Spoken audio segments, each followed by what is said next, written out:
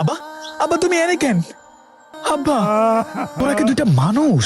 হ্যাঁ, যে জন্মদাতা পিতা আমগুরে না খাই খাওয়াইছে, মাথার ঘাম পায়ে ফেলে আমগুরে মানুষ করছে, সেই পিতাকে পারলি তোরা এভাবে রাইখা দিতে? তোদের ভিতরে কোনো দায়িত্ববোধ আছে? ও বাপের আমি খাতে দিতে পারবো না। আমিও আব্বার দায়িত্ব নিতে পারছি না।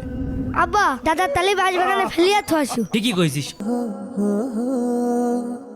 দেখো ভাই, আব্বা শুধু তোমাদের একা, আব্বা আমারও। টাকাতে একটা প্রজেক্ট নিয়ে 2 লক্ষ টাকা ধরা খাইছি। আমি বর্তমানে খুব লসে আছি, ও আমি পারবো না বাবার দায়িত্ব নিতে। ও বাবা, তুই আমার দায়িত্ব নিবি নে বাবা। দাদার আশ্রমে তো আসু।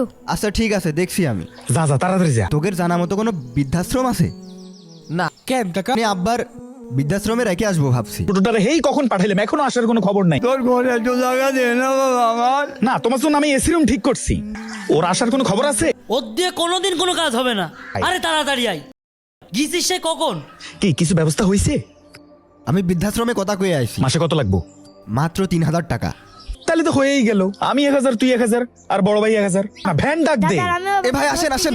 আব্বা, তোমার ওখানে থুই আসতে আমারও কষ্ট হচ্ছে। আব্বা তুমি রয়ে গেলে তোমারও ভ্যানে গাড়ি নিয়ে যেতে হবে না। আরে শুভ, দাঁড়াই রয়েছেন টান দেন। রাখেন রাখেন। ভাই আসছেন? জি ভাই, আপনার বৃদ্ধাশ্রমে ওনারা রাখেন, যা খরচপাতি লাগে সব আমি দেব, ঠিক আছে? দেখাশোনা করার জন্য তো একটা লোক লাগবে। ভাই ওনার ছেলের কথা বলছে না, ওনার তো ছেলে নাই, নিয়ে যান। কোনাঙ্গার, আমি তোর বাপ না?